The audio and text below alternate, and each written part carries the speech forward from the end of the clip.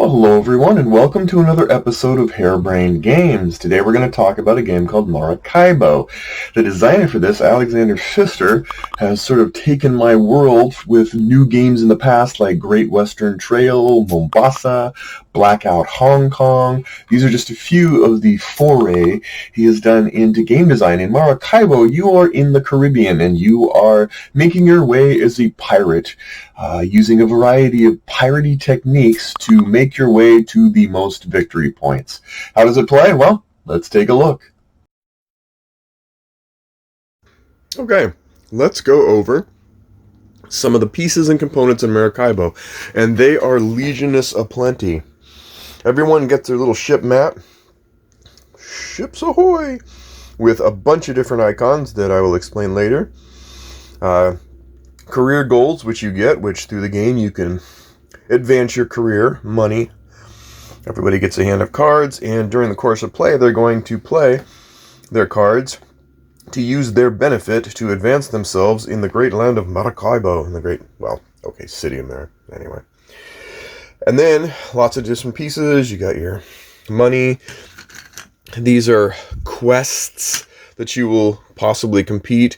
These are used everywhere for things to help you advance. There's sort of little advancement tokens. They'll be explained later as well. All of these disparate pieces come together fluidly after I explain the game and go through the game flow. You also have these prestige buildings. During the course of the game, you could take advantage of these prestige buildings. They all give you extra points at the end of the game. They're relatively expensive, so you wouldn't take it lightly. These are special tokens. They're sort of occupational or trade tokens that you can acquire, and they give different and disparate bonuses, or the cards relate to them, such that if you have one, then you can get a little extra boost. And this is the beautiful, glorious map of the Caribbean, set up for play. This is a game in progress, so lots of stuff is kind of out in the way. Everybody starts at Havana, and this is your course. Go around, pick your way, make your move, do your stuff. Life is good. Do it 1, 2, 3, 4 times, and you're done. This is the combat track, and the combat track has special combat cards or tokens that you will take whenever you initiate or enter into a combat action. There's three different nationalities: the French, the British, and the Spanish. And you have opportunity to advance in sort of reputation or how much they like you in each one of these going to the right. So as you advance forward and pass these red tracks, you're going to get bonus multipliers for however powerful that nation winds up being by how much it disperses these cubes throughout the map during play. Again, we'll explain it later. This is the story card. This drives, if you're not playing the story, this just drives the changes in landscape that occur during each round. That usually involves putting out quests, etc. If you are playing the campaign game, then there are a variety of ways that this game board changes. And these cards will drive how it changes based on what you do during the game. Again, we have a big, huge deck of cards. You got tons of cards, like an amazing amount of cards. And that's not even all of them. You take a subset for each game, so you're never going to see all the cards in a given game. Then over here you have all of the extracurriculars you'll need if you're going to play the campaign game. Also, there are for single-player play, there's also a deck specifically to help you have an opponent to contend with. And that's really it. There's a lot of pieces here, and a lot of it isn't going to make a whole lot of sense until we actually go through it. These also are the legacy tiles. These are, as you play the campaign, these will overlay the map and make fairly significant changes to the game board as you continue through the campaign missions. Really kind of cool. And finally, everyone can have this turn structure thing, which, once again, once you see through it, you won't need it nearly as much as you thought you ought. And then, of course, a little legend that kind of explains all of the different things. There's a ton of different little things to learn. Almost a massive amount to just stare at if you just walked up to this board and went, what the heck is going on? These colors, these bright lights, oh, the inhumanity. But we're going to find out how it plays now. All right, we are about to embark, on a turn of Maracaibo. How do we do this? Well, I've got a 2-player setup which I think will be the easiest to explain the core essence of this. I'm not going to even remotely get into every single nuance of this game. They're fun to discover, and so I will let you explore them on your own. However, it is important to explain what you do and what you have at your turn. You have your ship. You'll notice that there are stacks of 2 of these little, very hard for my pudgy fingers to handle, discs. Now, this is the curious thing, is that the goods trading, because what pirate game doesn't have goods trading? That wouldn't be good, would it? Is the fact that on your cards, and these are very multi-use cards, I will explain them in a little more detail here, but any card you have a cost, you have the victory points you get the end of it, you get the benefit that it provides you, also cost, plus you have to give up 2 meeples for this expedition, ouch. And then you have goods and you have sort of icons. Now, the goods are important. When you look at the map, you will see at any city, there are cities and villages. Cities are the big guys with the big squares. Villages are the little circles.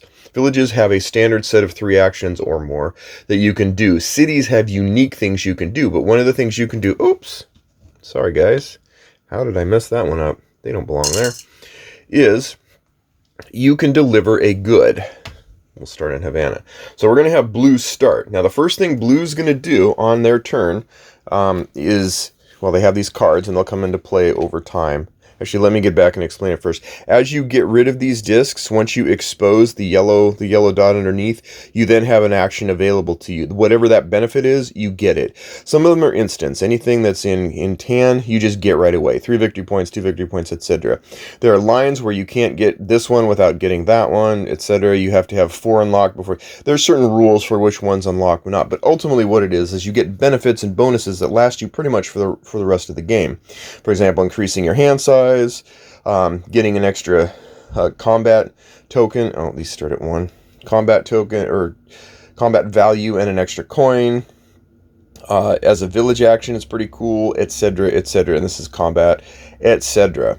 So that's how the game mat works. The other thing you should note is that on your turn, you can always have 3 kind of cards waiting in the wings that aren't in your hand, but are available for you to build as a build action when you go into a village. Why that's important will be explained later. And of course, you've got certain people to help you on your way. They mean nothing right now, but you can use them later to deploy them around the Caribbean for fun and frolicky advantageousness. And then of course, you get this, each person gets a choice of a card, or get 2, pick 1. But as you complete these, and you can do this anytime, this is a free action, you can do this anytime during your turn.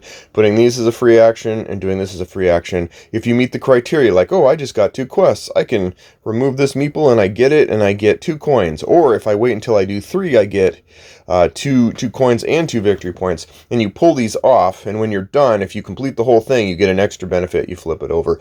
It's just another way to get victory points and money, or to steer how you want to maneuver yourself with the various activities that are available in Maracaibo. So with that, let's get rolling.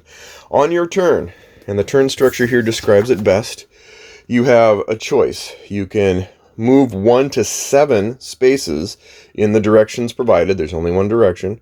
Then, depending on where you land, a village or a city, you can either do what the city does and take its special action and deliver a good, or you can do village actions. Now, village actions are weird because depending on how far you go to travel determines how many actual village actions you can take.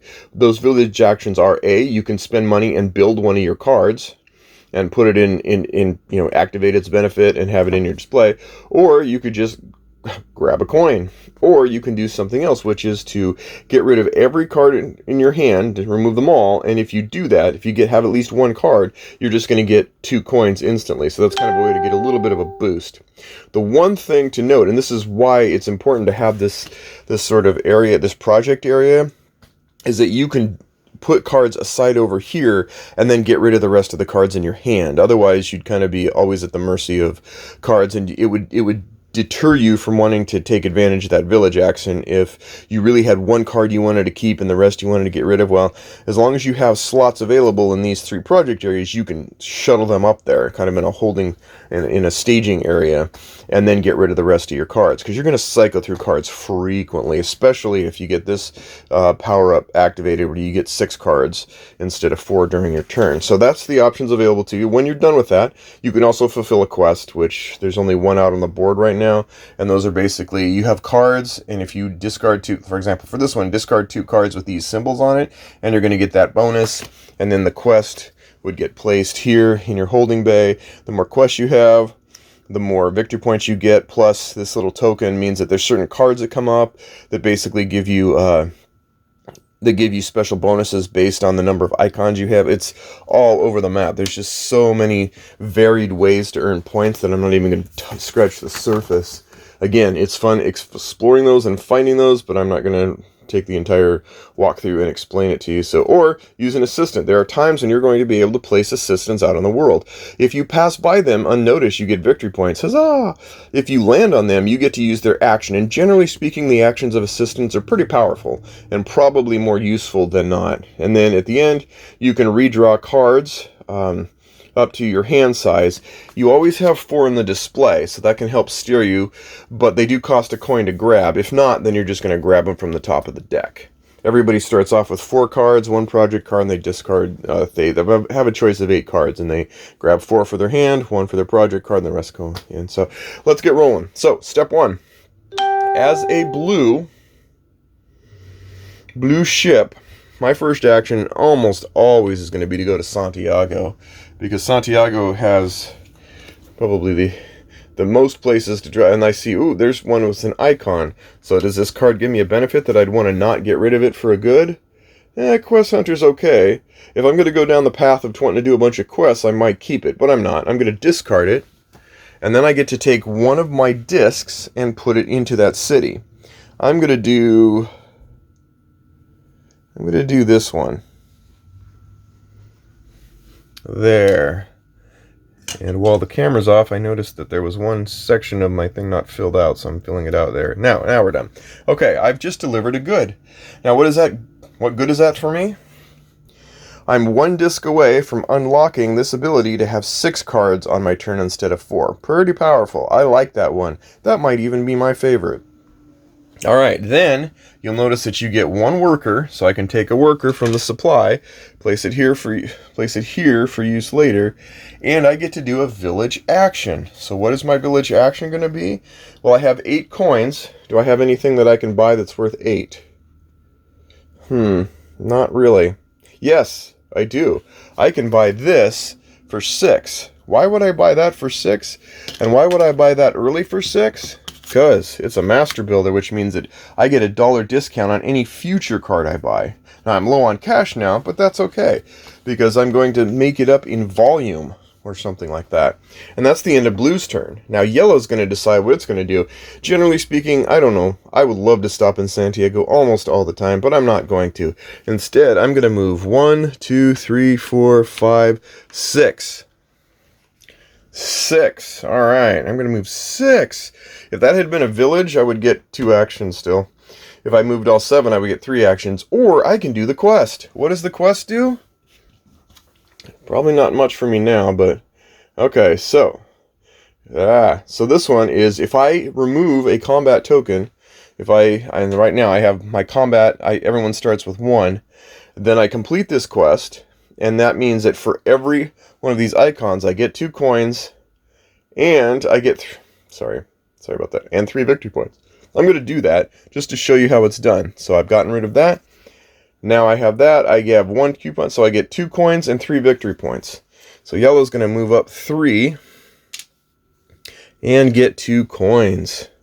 And I'm now on my way to questing myself to excellence. Oh, that shouldn't have been there. That's from my previous setup. So there we go. We have just done Quest Almighty. And that's it. That's it for the turn. Now except for the fact that we still have all 4 cards, so we're not going to be beefing up anything. So then we go back over here, and we're going to try this again. So, what do we do now on blue's turn? Well, I have an idea of what I'd like to show you. 1, 2, 3. We're going to go back to the city. Why are we going to go city? City hopping. Do I want to get rid of a good? I sure do. I've got corn. I got corn. And that means I have now unlocked the ability to draw up to 6 cards at the end of my turn. And nobody else can use this now, going around, which isn't going to matter since I'm in last. But now I get to do combat. Combat is amazing, and I get to unlock yet another disc. So I'm going to take another one of these discs here and just take it out of the game. Now I'm even closer to getting 5 coins. Freebie! Now it's combat time, because that says initiate combat. Now combat's weird. Combat is not like you would expect in Pirates games. Generally speaking, combat's like, hey, I attack you. I want to sink your ship and take your booty. And maybe even take your ship, unless it goes to the bottom of the shore, or bottom of the sea. Instead, what you do is you grab one of the top tiles here, flip it over, and strangely, you're going to decide who you're fighting for, not against. That took me a bit to decide. Okay.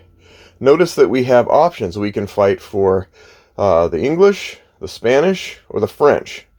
When we do, we have to pay the cost, or we get the bonus, sorry. If it's red, we have to pay it. If it's not, then we get it. So we can choose to have 2 combat points, 3 combat points, or 4 combat points. What am I going to do? And if with a bonus, this is a weird bonus, but if we decide to do who's in 3rd place, that's terrible, then we're going to get an extra 3. The problem is right now everybody's equal. Nobody's ahead of the game as far as who's got the most influence of the 3 nations in the Caribbean. So we're just going to go not use this one. I'm going to give you a different one because I'd like to explain it. Yes, we'll do this one. Look at that. We're going to fight for the Spanish right here in the middle. We get 5 combat points. So what does that mean? It means we're going to actually bump it up to 6.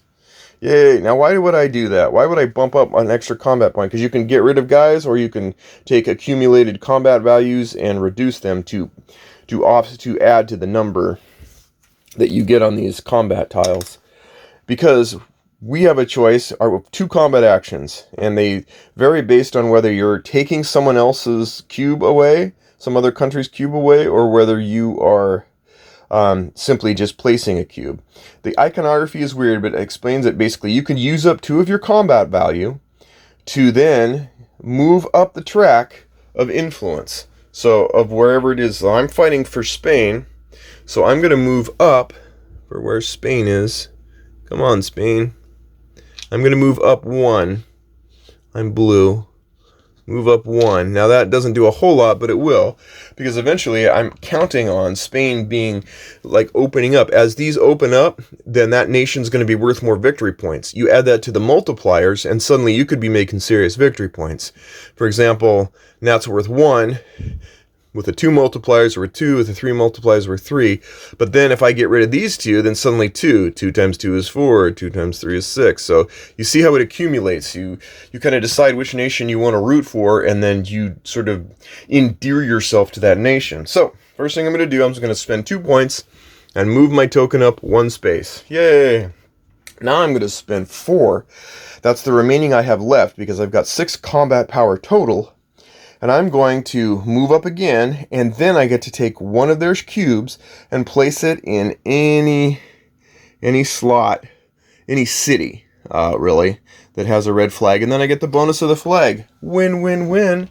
So what am I going to do? So I'm going to move up again. I'm going to take 1 cube, so now they're on the map. Now they get some points, and I get to put it anywhere I want. Now, logically, I'd want to put it here, and it's going to stay out there for the rest of the game unless someone pays the extra bonus to grab it, like to put a different token there instead. So that's kind of the nations going at each other. And then I get 4 coins. So now I have 4 coins, and that's 4, not 6. And that's combat. That is all there is to combat. You take your tile, you place it here because there are certain cards, place it there, because there are certain cards that actually give you benefits for that too. One of the things you're going to find is that there's so many interlocking systems that feed into each other that it's really hard to just go over each one without doing a full playthrough. I'm basically teaching you the game. I'm not teaching you how to play the game well. For that, I would suggest, say, Paul Grogan's walkthrough, or yeah, no, there are good walkthroughs of this game. I'm here basically just to kind of show you what the game flow is like. That's really it. I mean, those are your choices, and with those tiny choices, move 7, do something where you land, and draw your cards back up. That's the game in a nutshell.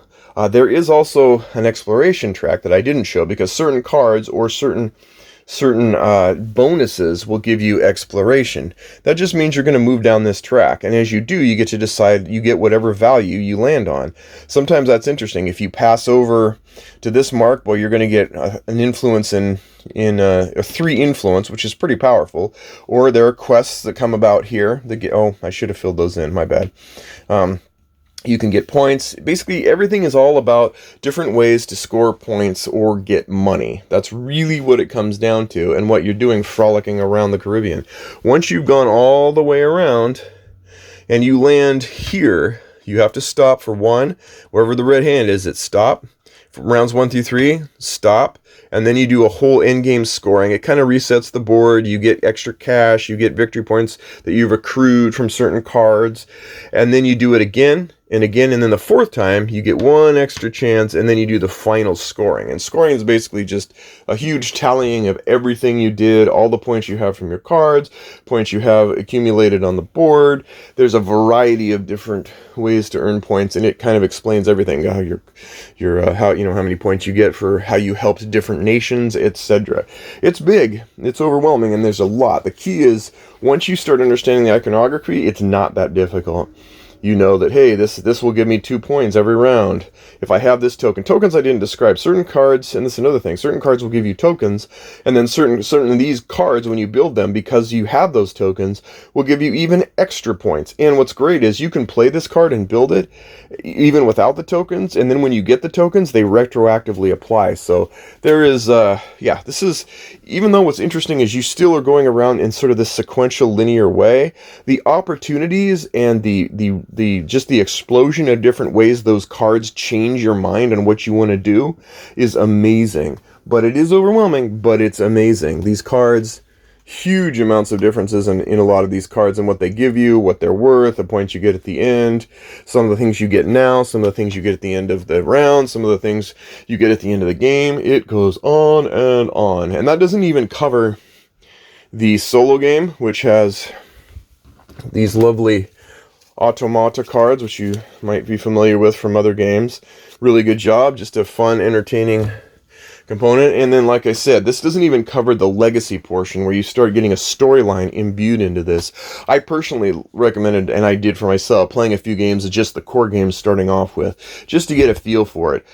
And I'm actually getting into a review without getting back to my final thoughts. So I should just save all that for my final thoughts. That's an example. I hope you enjoyed it. Now let's get to my final thoughts on Maracaibo. All right, it's time for final thoughts on Maracaibo. What did I think? As always, I like to go over not always, but mostly always, I like to go over the cons first. As pirate games go, this one bypasses some of the staples that I've expected. I play a lot of pirate games. There are very few pirate games I haven't found.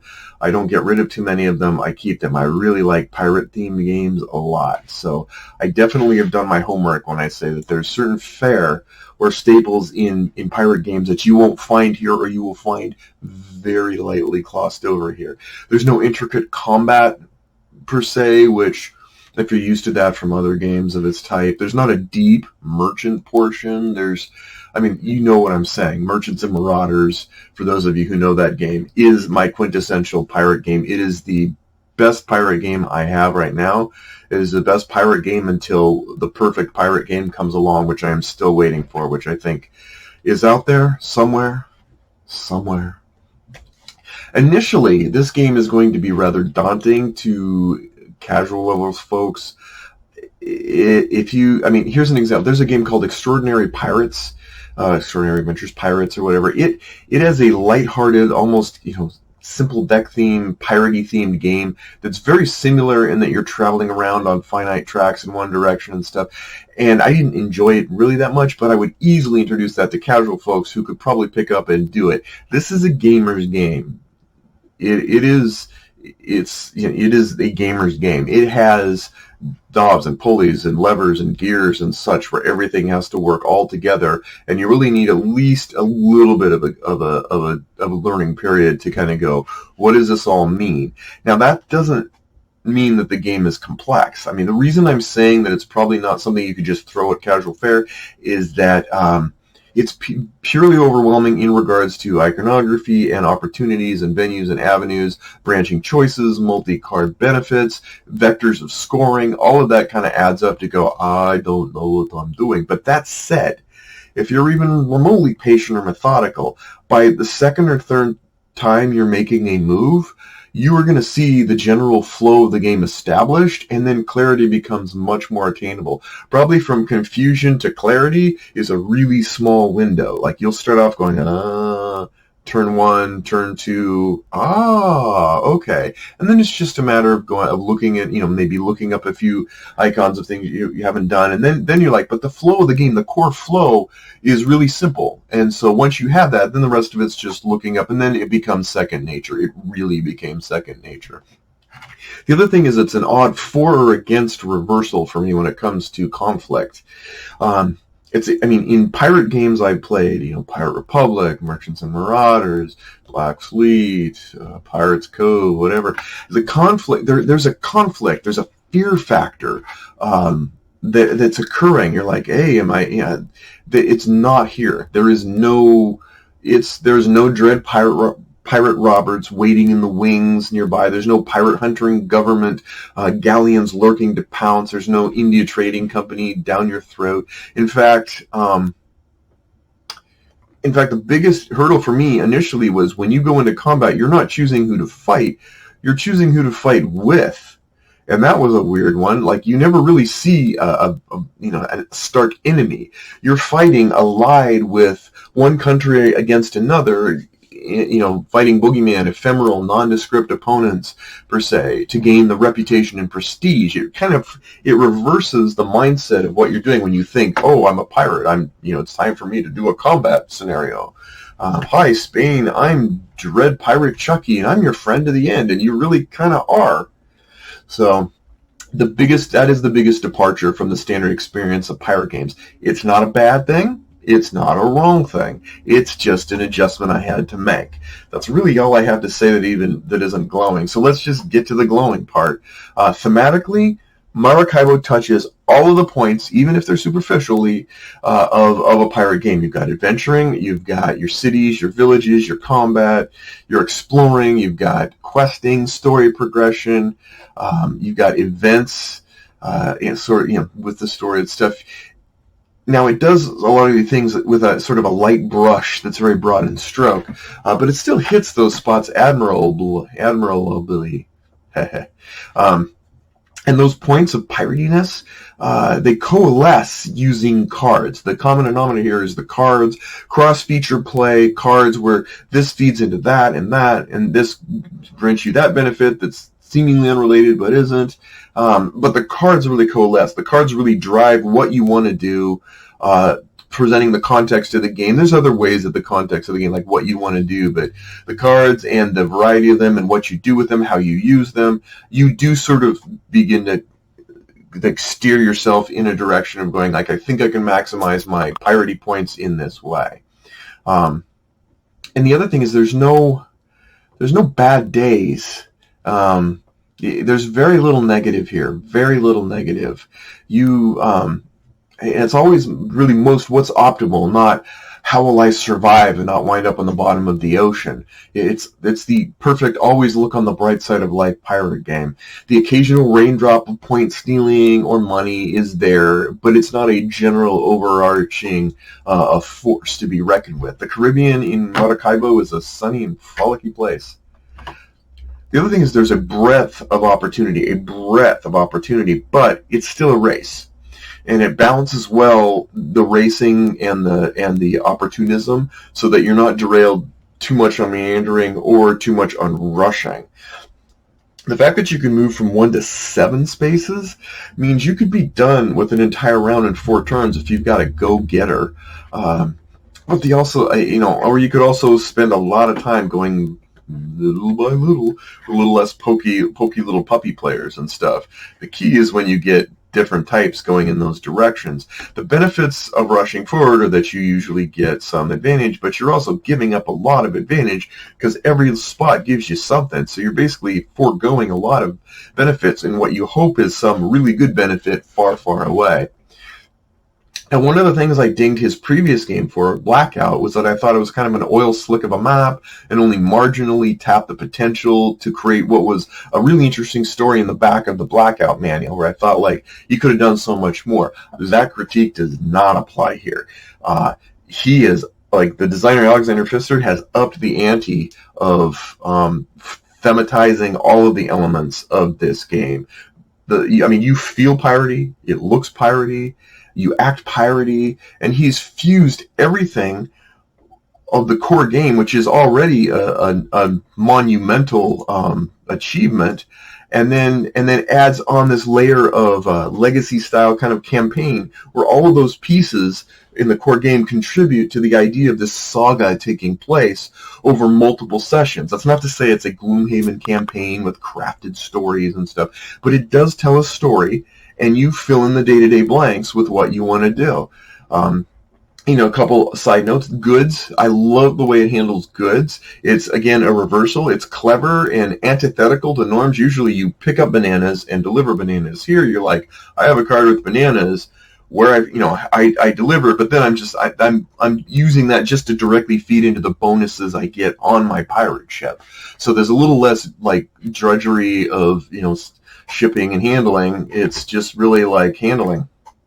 So that part actually is streamlined, but in a way that good. It models supply and demand, and it does it well. The ship reveal makes trading valuable, but it's not, like I said, overwhelmingly drudgerous or even risky.